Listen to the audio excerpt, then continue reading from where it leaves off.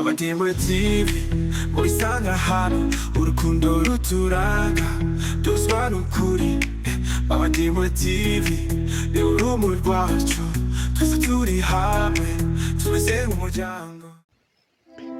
Turagarutse nanone n'igice cya kabiri cy'uburyo washobora kuganirizamo umuntu wagiye guhaha. Iki ni igice cya kabiri. Murabizi ko twagarukiye mu gice cya mbere tukaba twaramenye uburyo ki wavugamo uri guhaha. Uyu munsi rero tugiye kureba ni buryo ki wasubiza umuntu waje guhaha iwawe uramutse uri umucuruzi mu rurimi rw'ikigande. Ni buryo ki wasubiza umuntu ibiciro yakubajije, ibintu yakubajije. Ni buryo ki wamusubiza uburyo bya bintu bihagaze, ibiciro bihagazemo. Mugiye kubana nanjye Theo MC ahangaha muri lesson twigiramo urugande ahangaha kuri Bavandimwe TV show. Niba ari ubwa mbere uhageze menya ko twigisha ururimi rw'ikigande, ubwo rero tuguhaye ikaze wowe muntu utugezeho bwa mbere. Ikintu tugusaba rero ni ugukanda kuri subscribe ukaba wiyandikishije mu banyeshuri, warangiza niba wumva wifuza hari ikindi kintu ushaka kwiga wareba aho ngaho kuri screen yawe maze ukarebaho inamba zacu ukaduhamagara ukazavugana natwe, ukaba nimba wifuza kwiga byihuse ukatubwira icyo wifuza kwiga maze tukagendana 5 kuri 5. Ubwo rero reka dukomeze n'isomo ryacu ry'uyu munsi n'ubundi gice cya kabiri. Ntuzacikwe n'igice cya 3 n'ubundi.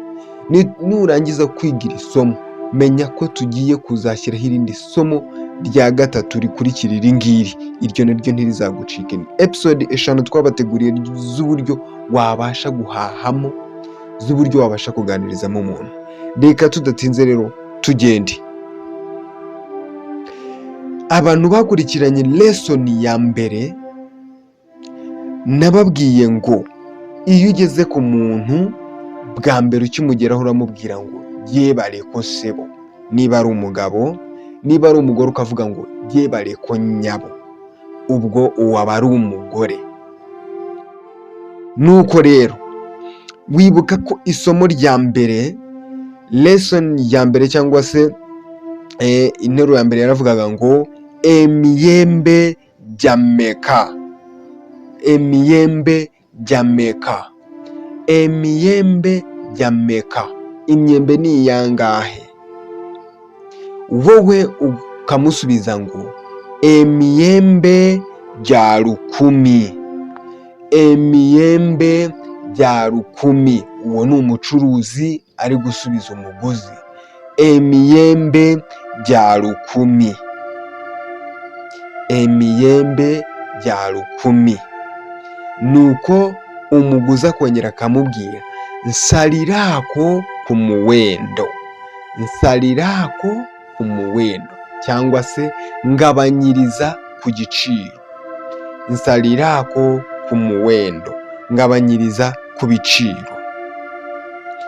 Okay, nomero 2 yaravuga nga mburira omuwendo ogw'omucere, mburira omuwendo ogw'omucere, mbwira ibiciro by'umuceri.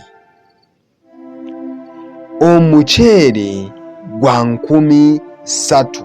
Uwo ni umucuruzi usubiza umuguzi. Omucere gwa 13, omucere gwa 13. Umuceri ni uw'ibihumbi 3. Omucere gwa 13, umuceri ni uw'ibihumbi 3. Omucere gwa 13. 3 yaravugaga ngo okuwanyisa, ariko 3 twayisimbutse noneho tujya kuri nomero ya 4 kuko ubu nabazaniye nomero 4. Okuwanyisa twayigurutse cyangwa se twayisimbutse tujya kuri nomero ya 4. Mpa obukutiya busatu, mpa obukutiya busatu, mpa ubufuka butatu. Niko nomero ya 4 yavugaga, mpa ubufuka butatu. Umucuruzi azamusubiza ngo obukutiya bwampeddeko, obukutiya bwampeddeko. ubufuka bwashize, ubufuka bwashize. Obukutiya bwampeddeko, ubufuka bwashize. Noneho umucuruzi akongera akabwira umuguzi ngo komawo enkya ojja busanga, komawo enkya ojja busanga, komawo enkya ojja busanga. Uzagaruke ejo uzabuhasanga, ugaruke ejo uzabuhasanga. Komawo enkya ojja busanga. Uri kumva ijambo twasimbuje ririya okuwanyisa, komawo enkya ojja busanga. Okay.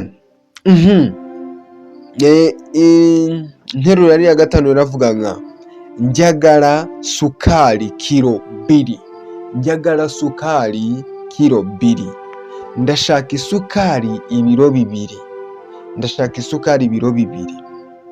Umucuruzi agasubiza umuguzi ngo kiro 2 eza sukari za nusu kakaaga, kiro 2 eza sukari za nusu kakaaga, kiro 2 eza sukari za nusu kakaaga.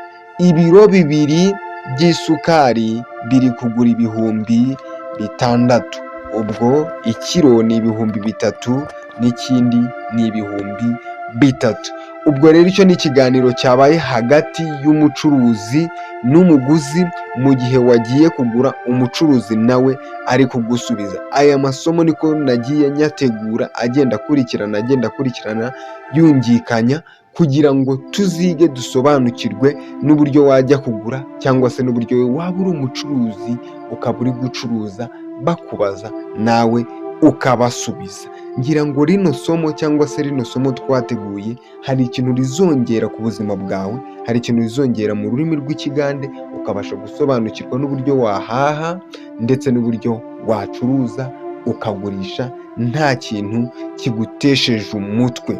Umuntu twabanye guhera aho twatangiriye kugeza aho dusoreje, ntuzacikwe n'indi lesson ya 3 y'uburyo ki waganirizamo n'ubundi umuntu nk'ibi tumaze kwiga. Turi kwiga ku nsanganyamatsiko ivuga ngo guhaha ku isoko, guhaha ku isoko.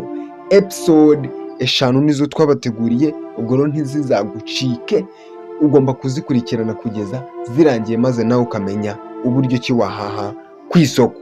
Guhaha ku isoko niyo nsanganyamatsiko turiho.